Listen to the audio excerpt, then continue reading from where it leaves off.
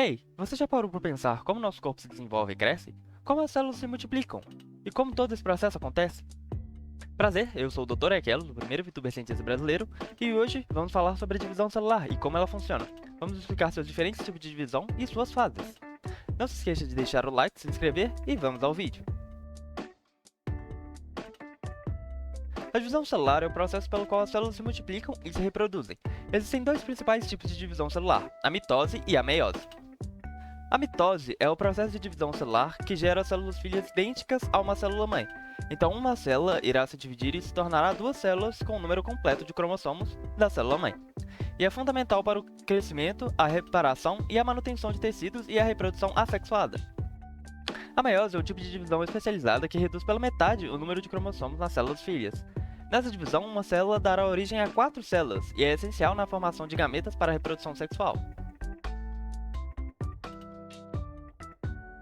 Antes de falar sobre cada fase para cada divisão, é importante falar sobre a interfase, que acontece antes da divisão celular e é o processo onde a maior parte da célula se encontra. Em livros e resumos, vocês podem achar as siglas G0, G1, S e G2, mas talvez nem sempre vocês irão achar o significado dessas letras, já que são termos em inglês. G1, traduzido para Gap 1 ou Growth 1, significa o primeiro estado de uma célula, que poderá ser submetida a uma divisão celular. É caracterizado pelo crescimento no tamanho e no volume da célula. G0, ou Growth Zero, é um estado em que a célula não vai se dividir e vai permanecer sem se dividir por tempos muito longos ou nem se dividir. Se pensarmos um pouco, podemos imaginar o porquê elas não se dividem, como por exemplo, células vermelhas do sangue. As hemácias não conseguem se dividir porque não têm núcleo e, portanto, não têm material para dividir. Ou até mesmo as células musculares do coração, que podem ser um tópico para um vídeo no futuro. S, ou síntese, é o estado em que o DNA é replicado e são criadas as cromátides irmãs e seus centrômeros, cada parte bracinhos do cromossomo. E o centrosoma também é duplicado. G2, ou Growth 2, é o último estado da interfase, caracterizado por um crescimento ainda maior da célula, onde as organelas são duplicadas para originar novas células. Após a interfase, quando a célula começa seu processo de divisão por mitose, existem 4 fases. São elas: prófase, metáfase, anáfase e telófase. Durante a prófase, a cromatina se condensa em cromossomos e a membrana que envolve o núcleo se desintegra. Os centríolos próximos ao núcleo começam a se separar e se mover para os polos opostos da célula. Durante essa separação dos centríolos, um fuso começa a se formar entre eles. Na metafase, as fibras fusiformes se ligam ao centrômero de cada par de cromátides irmãs que se alinham no equador ou no centro da célula. A anáfase consiste nas fibras que mantinham o fuso começam a se encurtar.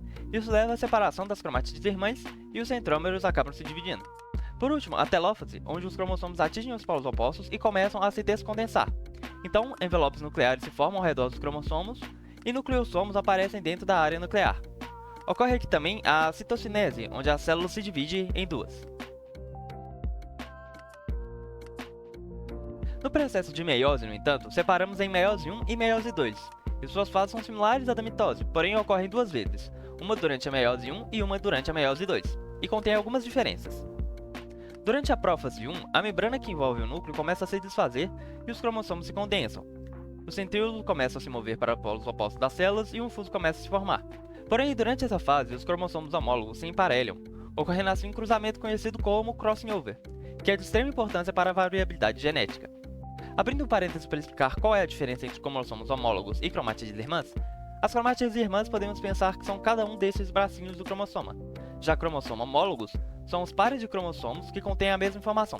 Por exemplo, um cromossomo 22 é homólogo a outro cromossomo 22. Na metáfase 1, as fibras fusiformes ligam-se aos cromossomos homólogos pareados e os cromossomos emparelhados alinham-se ao longo do equador da célula.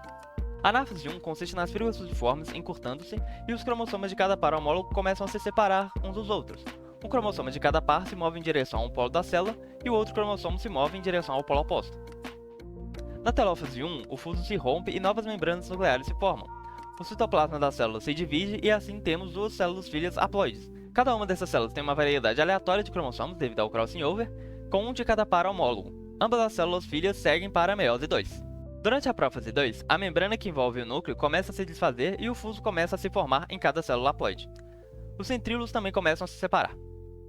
Na metáfase 2, as fibras fusiformes ligam-se às cromátides irmãs de cada cromossomo ao longo do equador da célula. A anáfase 2 consiste nas fibras fusiformes encurtando-se e as cromátides irmãs se separam e se movem para polos opostos. Na teléfase 2, os fusos se rompem e novas membranas nucleares se formam. O citoplasma de cada célula se divide e 4 células haploides são formadas.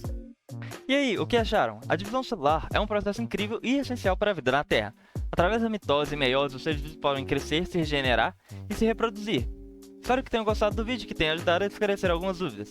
Se você gostou, dê um like, compartilhe e comente, me ajuda muito a continuar com o canal e trazer mais vídeos como esse. Foi um prazer compartilhar esse conhecimento com vocês, abraços científicos do doutor e até o próximo vídeo!